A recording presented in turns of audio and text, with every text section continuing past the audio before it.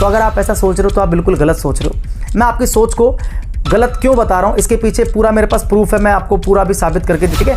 आप मेरे मार्क्स देख लो, ग्रेड देख लो, ओवरऑल पॉज करके आप देख सकते हो, ठीक है। ये भी जब बहुत लोग सुनते हैं तो उनको आश्चर्य होता है कि सर आप इंग्लिश पढ़ा रहे हो, है ना, और आप खुद हिंदी मीडियम से हो। तो भाई एक होता है जुनून, एक होता है लगन। तो उस लगन और जुनून की वजह से मैंने जो आज किया वो कर रहा हूँ, यानी कि आज तक मैंने कभी कॉलेज की शक्ल नहीं देखी भाई। हेलो एवरीवन, भाई कैसे हैं आप सभी। अगर आप एक स्टूडेंट हैं तो मैं आपसे रिक्वेस्ट करता हूं कि इस वीडियो को एंड तक देखना, क्योंकि इस वीडियो में मैं अपनी लाइफ से जुड़ी कुछ ऐसी चीज़ें डिस्कस करने वाला हूं जिसको सुनकर आप लोगों को शायद बहुत सीख मिलेगी, ज़िंदगी की एक बहुत बड़ी सीख मिलेगी, ठीक है। एक्चुअली क्या है, अभी रात के 1:21 हो रहे हैं, ठीक है, और मैं बस सोने के लिए जा रहा था, काम करके क्लास लेके मैं सोने जा रहा था। तो मेरी एक आदत है कि मैं सोने से पहले अपना फ़ोन जो है ना वो चेक करता हूँ, नोटिफिकेशंस वगैरह, ईमेल कोई आया है, किसी बच्चे का कोई मैसेज आया हुआ है, ये सारी चीज़ें मैं चेक करता हूँ। तो मैं चेक कर रहा था तो मैंने एक न्यूज़ देखा अभी, ठीक है, कि अभी कुछ दिन पहले कोटा में एक बच्ची ने किसी बात से परेशान होकर, पढ़ाई से या किसी चीज़ से परेशान होकर अपनी जान ले ली। तो मुझे लगा कि ये वीडियो बनाना बहुत ज़रूरी है और आप लोगों से बिल्कुल 1 to 1 एक बड़े भाई की तरह बात करना बहुत ज़्यादा ज़रूरी है। अगर आप मुझसे बड़े हैं तो आप मुझे अपना छोटा भाई समझिए, अगर आप मुझसे छोटे हैं तो आप मुझे अपना बड़ा भाई समझिए, लेकिन आप इस वीडियो को एंड तक देखिए, ठीक है। सबसे पहले बात करता हूँ मैं अपनी कि मैं कौन हूँ और ये वीडियो मैं क्यों बना रहा हूँ। अगर आप मुझे जानते हैं तो अच्छी बात है, नहीं जानते तो मैं आपको बता दूँ कि मेरा नाम रोशन है, ठीक है, और मैं एसएससी सीजीएल एक एग्ज़ाम होता है, तो एसएससी सीजीएल से मैं सिलेक्टेड हूँ और मैं इस समय इनकम टैक्स डिपार्टमेंट पटना में वर्किंग हूँ। और इससे पहले, मतलब जॉब से पहले, मैं दिल्ली में था, ठीक है। दिल्ली में मेरा ऑफलाइन कोचिंग था, उस कोचिंग में मैं सैकड़ों की संख्या में बच्चे पढ़ाया करता था। और आज भी जब मैं जॉब मैंने ज्वाइन की तो क्योंकि ऑफलाइन कोचिंग तो नहीं रहा, तो फिर मैंने यूट्यूब चैनल स्टार्ट किया और वहाँ पर मैंने बच्चों को पढ़ाना शुरू किया। और आज वो यूट्यूब चैनल जो आपको यहाँ पर दिखाई दे रहा है, आज वो यूट्यूब चैनल काफ़ी अच्छा खासा है, वहाँ पर भी हज़ारों की संख्या में बच्चे मुझसे पढ़ते हैं। और आज की डेट में हज़ारों बच्चे ऐसे होंगे जो पढ़कर सेलेक्ट हुए होंगे और किसी न किसी तरीके से मेरा योगदान उनके सिलेक्शन में रहा होगा, ठीक है। या तो वो मुझसे पढ़े होंगे या मुझसे गाइडेंस लिए होंगे, कुछ ना कुछ रहा होगा, ठीक है। और मैं अपनी लाइफ में जो करना चाहता था वो मैं कर रहा हूँ। और आप ये कह सकते हो कि एक एस्पिरेंट की जो ड्रीम लाइफ होती है कि मैं सिलेक्शन लूँगा, सिलेक्शन के बाद मैं ये करूँगा, वो करूँगा, तो वो सारी चीज़ें मैं कर रहा हूँ। यानी कि ओवरऑल मैं अपनी लाइफ में बहुत ज़्यादा खुश हूँ। ये मैंने बात की अपनी सक्सेस की, ठीक है। मैं इसको अपना सक्सेस मानता हूँ। सक्सेस के अलग अलग पैरामीटर्स हो सकते हैं, किसी के लिए सक्सेस अलग होता है, किसी के लिए सक्सेस अलग होता है। मेरे लिए जो बच्चा एक मिडिल क्लास फैमिली से भी नीचे, अगर मिडिल क्लास से भी नीचे कोई क्लास है तो मैं उस क्लास से बिलोंग करता हूँ और मेरे लिए यही मेरी सक्सेस है। क्या जितने बच्चे मुझे जानते हैं इतने बच्चे मुझसे पढ़ चुके हैं और जो मैं करना चाहता था वो मैं फुल डेडिकेशन के साथ कर रहा हूँ। मेरी अच्छी खासी जॉब भी है, अच्छे लोकेशन पे मेरी जॉब है और घर के पास ही जॉब है, तो मुझे कोई ज़्यादा परेशानी इसमें नहीं होती है, ठीक है। लेकिन अब अगर मैं आपको कहूँ कि इमेजिन करो कि जिस रोशन की मैंने अभी बात की, यानी कि जो मैंने बात की, आप इमेजिन करो अगर मैं आपसे कहूँ कि मैं पढ़ाई में कैसा था। अगर मैं आपसे कहूँ, मैं आपको 2 ऑप्शन दूँ कि मैं पढ़ाई में एक्सीलेंट था या मैं पढ़ाई में बहुत बेकार था, ठीक है। तो आपने, अधिकतर बच्चों ने, 90% बच्चों ने सोचा होगा अपने मन में कि सर आप एक्सीलेंट रहे होंगे, क्योंकि आपकी जॉब है सर। सीजीएल का एग्जाम क्रैक करना आसान चीज़ तो है नहीं, इतने हज़ारों बच्चों को आप इतने साल से पढ़ाते आ रहे हो, आसान चीज़ तो है नहीं, तो आप सर टॉपर रहे होंगे। तो अगर आप ऐसा सोच रहे हो तो आप बिल्कुल गलत सोच रहे हो। मैं आपकी सोच को गलत क्यों बता रहा हूँ, इसके पीछे पूरा मेरे पास प्रूफ है, मैं आपको पूरा भी साबित करके दिखाऊंगा, ठीक है। मैं आपको एक छोटी सी चीज़ दिखाता हूँ, देखना। देखो, ये जो मैं आपको दिखा रहा हूँ ना, ये मेरे 10th क्लास की मार्कशीट है। 10th क्लास में मेरे जो मार्क्स थे, ठीक है, वो मैं आपको यहाँ पर दिखाने जा रहा हूँ। मैं कुछ बेसिक डिटेल यहाँ पर हाइड कर दे रहा हूँ, बाकी आप इसको आराम से देख सकते हो। देखो, ठीक है, आप मेरे मार्क्स देख लो, ग्रेड देख लो, ओवरऑल पॉज करके आप देख सकते हो, ठीक है। 10th क्लास में मेरे जो मार्क्स हैं, इंग्लिश में मेरे मार्क्स तो उस समय नहीं मिलते थे, मैं ग्रेड मिलता था। तो इंग्लिश में मेरा ग्रेड है C1, हिंदी में भी C1, मैथमेटिक्स में C2, साइंस में D और सोशल साइंस में C2 और संस्कृत में B1, ठीक है। ये मेरा ग्रेड है। अगर मैं परसेंटेज की बात करूं तो मेरे भाई 10th में जो मेरा परसेंट था वो था 49। बिल्कुल सही सुना आपने, 70% नहीं था, 80% भी नहीं था, 90 तो कतई नहीं था, मेरा परसेंट था 49, ठीक है। और 10th में 49% था और प्लस मेरी जितनी भी एजुकेशन हुई है फर्स्ट क्लास से लेकर ग्रेजुएशन तक, वो टोटल हिंदी मीडियम से हुई है। इंग्लिश मीडियम क्या होता है मुझे पता ही नहीं था ग्रेजुएशन तक, ठीक है। हालांकि इंग्लिश में मेरा इंटरेस्ट अपने आप ही जग गया, कैसे जग गया मुझे नहीं पता।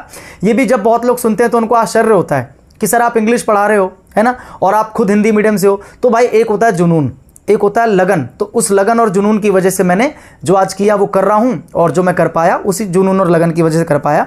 तो आपने देखा कि 10th में मेरे 49% थे, ठीक है। अब मैं आपको लेके चलता हूँ अपने ग्रेजुएशन में। अच्छा, अब 10th में 49% थे, तो हमारे स्कूल में जहाँ से मैं पढ़ा हूँ, सरकारी स्कूल से मेरी सारी पढ़ाई हुई है। पहली से लेकर 5वीं तक प्राइमरी स्कूल में था, सरकारी स्कूल था वो भी घर के पास। उसके बाद 6th से लेकर 12th तक सरकारी स्कूल में ही था, ठीक है, हिंदी मीडियम था वो भी पूरा का पूरा। और क्योंकि 10th में 49% थे, तो हमारे स्कूल में साइंस तो था उस समय था नहीं, ठीक है 2010 की मैं बात कर रहा हूँ। कॉमर्स था, लेकिन कॉमर्स मुझे मिला नहीं क्योंकि मेरा जो परसेंट था वो कम था, 49% में कॉमर्स मुझे उस समय नहीं मिला। तो मैंने आर्ट्स से पढ़ाई करी है, यानी कि 11th-12th में मेरे पास आर्ट्स थी। और मेरी जो ग्रेजुएशन हुई है वो हुई है बीए प्रोग्राम से, ठीक है, यानी कि मैंने बीए कर रखी है, ना मैंने बीकॉम करी ना मैंने बीएससी करी भाई, मैंने बीए की हुई है। और वो भी मैंने की हुई है कॉरेस्पॉन्डेंस से, दिल्ली यूनिवर्सिटी से। कॉरेस्पॉन्डेंस आप जानते हो क्या होता है, यानी कि आज तक मैंने कभी कॉलेज की शक्ल नहीं देखी भाई।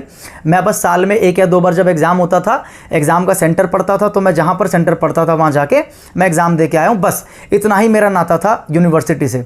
मैंने आज तक कॉलेज की शक्ल नहीं देखी। तो मैं कोई टॉपर विद्यार्थी नहीं था, मैं कोई एक्सीलेंट विद्यार्थी नहीं था, मैं एवरेज से नीचे भी अगर कुछ होता है तो मैं वो था, ठीक है। ये मेरी ग्रेजुएशन की मार्कशीट है, इसमें भी कुछ बेसिक डिटेल मैं छुपा रहा हूँ, बाकी आप आराम से इसको देख सकते हो, ठीक है। पॉज करके आप इसको देख सकते हो, मेरे मार्क्स को, first year, second year, third year के मार्क्स यहाँ पर दिए हुए हैं। और अगर मैं ओवरऑल की बात करूँ, ठीक है, फर्स्ट ईयर में 400 में से मेरे 223 नंबर थे, सेकंड ईयर में 400 में से मेरे 232 नंबर थे, और थर्ड ईयर में मेरे 400 में से 217 नंबर थे। अगर मैं ओवरऑल की बात करूँ तो 1200 में से 1200 का टोटल हो गया ना, मेरे 672 नंबर थे, यानी कि परसेंट की बात करूँ तो लगभग 55-56% के आसपास मेरा परसेंट बनेगा ये। तो यहाँ पर भी आप देख रहे हो कि कोई मैंने टॉप नहीं किया, कोई मैं फर्स्ट अव्वल दर्जे का विद्यार्थी मैं नहीं रहा, ठीक है।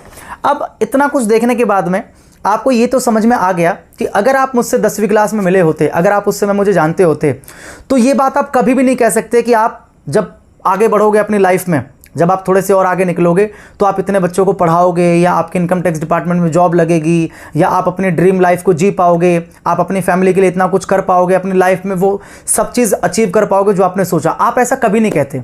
आप शायद उस समय कहते कि भाई ठीक है, तेरी कोई प्राइवेट जॉब लग जाए तो लग जाए, वरना तू कोई छोटा मोटा ही काम करेगा, तेरे बस की कुछ नहीं है। अगर आप मेरे को उस समय जानते होते तो आप ऐसा ही कहते। लेकिन इससे आपको सीख क्या मिली, आप मुझे बताओ। आपने एक तरफ मेरा फेलियर देखा, मेरी आपने पढ़ाई देखी, हिंदी मीडियम से पढ़ा, सरकारी स्कूल से पढ़ा, एवरेज से भी नीचे जो स्टूडेंट होता वो था मैं।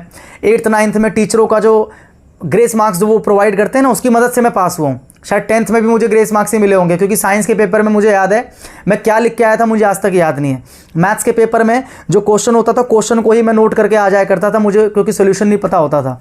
इस तरीके से था मैं पढ़ाई में। साइंस और मैथ्स में तो बिल्कुल कहते हैं ना, नील बटे सन्नाटा, वो था।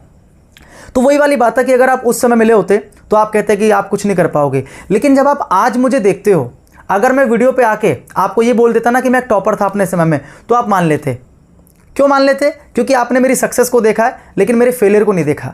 ये जो मेरी जॉब है, एसएससी सीजीएल जो मैंने क्रैक किया है, तो क्या मैंने डायरेक्ट एग्जाम क्रैक कर दिया? क्या मैं इन एग्जाम में फेल नहीं हुआ हूँगा? एसएससी के एग्जाम में भी फेल हुआ हूँ मैं, बिल्कुल फेल हुआ हूँ। फेल होने के बाद में मुझे कामयाबी मिली है।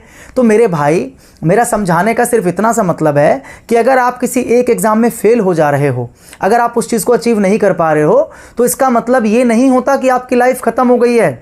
अगर 10th क्लास में मैंने वहाँ पर अपने परसेंट को देखकर, 49% को देखकर मैंने ये सोच लिया होता कि मेरे से पढ़ाई नहीं हो पाएगी, पढ़ाई छोड़ देता हूँ, मेरे बस की पढ़ाई नहीं है, तो क्या आज मैं यहाँ बैठा होता? क्या आज मैं ये वीडियो बना रहा होता? नहीं बना रहा होता।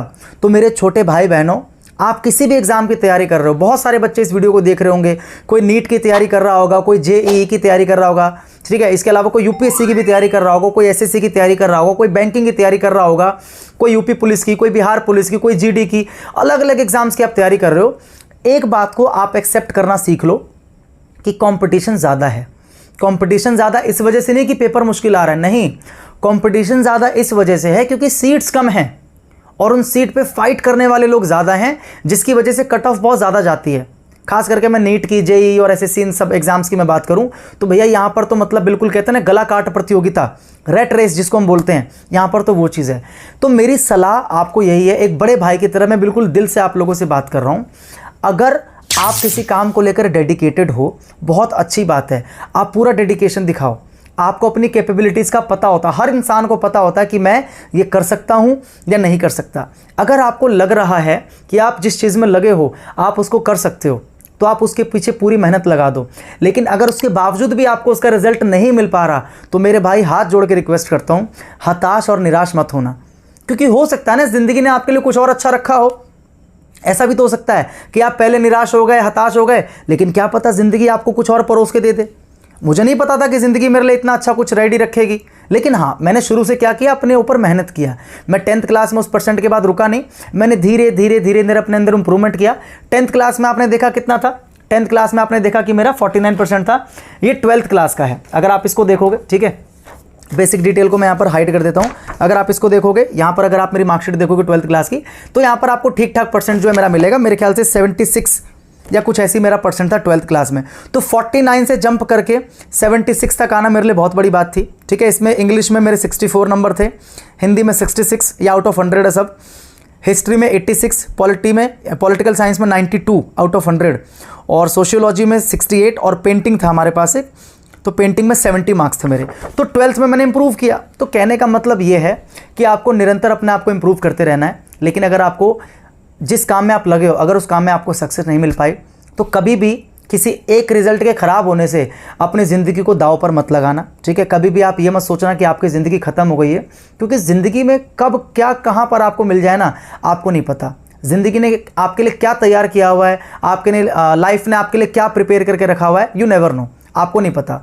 तो आप अपनी लाइफ में आगे बढ़िए, क्योंकि एक रिज़ल्ट या फिर एक कोई सिंगल पेपर शीट जो है ना, सच में आपका फ्यूचर डिसाइड नहीं कर सकता। ये मैं आप लोगों के सामने एक बहुत बड़ा एग्जाम्पल हूँ, आप मुझे एग्जाम्पल मान सकते हो। तो मेरे भाई, मेरी बहनों, अगर आप इस वीडियो को देख रहे हो, तो आपकी जिम्मेदारी ये बनती है कि आपके जितने भी दोस्त हैं, जितनों को भी आप जानते हो जो किसी भी एग्ज़ाम की तैयारी कर रहे हैं, एसएससी की तैयारी कर रहे हैं, या जेईई की तैयारी कर रहे हैं, या नीट की तैयारी कर रहे हैं, यूपीएससी की तैयारी कर रहे हैं, बैंकिंग की तैयारी कर रहे हैं, किसी भी एग्ज़ाम की तैयारी कर रहे हैं, आप इस वीडियो को उन तक पहुंचाओ और एक छोटा सा मैसेज ज़रूर कर देना कि ये वीडियो आप ज़रूर देखिए और इससे मोटिवेशन लीजिए कि लाइफ में कुछ भी ना हो पाने से लाइफ रुक नहीं जाती है, लाइफ गोज़ ऑन, लाइफ आगे बढ़ती है।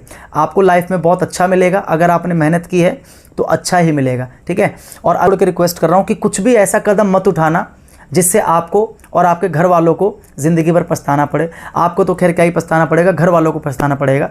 तो कुछ भी ऐसा मत करना भाई, क्योंकि देखो सबसे अनमोल चीज़ क्या है, ज़िंदगी है। अगर ज़िंदगी ही नहीं है तो किसी चीज़ का कोई फ़ायदा है क्या। आप चाहे करोड़पति हो, चाहे अरबपति हो, ठीक है, लेकिन अगर आप आईसीयू के वेंटिलेटर पे पड़े हो तो आपके पैसे को कोई फ़ायदा नहीं होगा, आपकी डिग्री का कोई फ़ायदा नहीं होगा। तो लाइफ सबसे ज़्यादा इंपॉर्टेंट है। तो मेरी हाथ जोड़ के आपसे रिक्वेस्ट है बड़े भाई की तरह, और इस वीडियो को शेयर ज़रूर करना, आपकी कोशिश करूँगा, ठीक है। जुड़े रहिए चैनल से, सब्सक्राइब कर लीजिएगा ताकि आगे आपको इसी प्रकार के वीडियोज़ मिलते रहें। मैं आपसे मिलूँगा अगले वीडियो में, तब तक के लिए सभी को गुड नाइट और जय हिंद।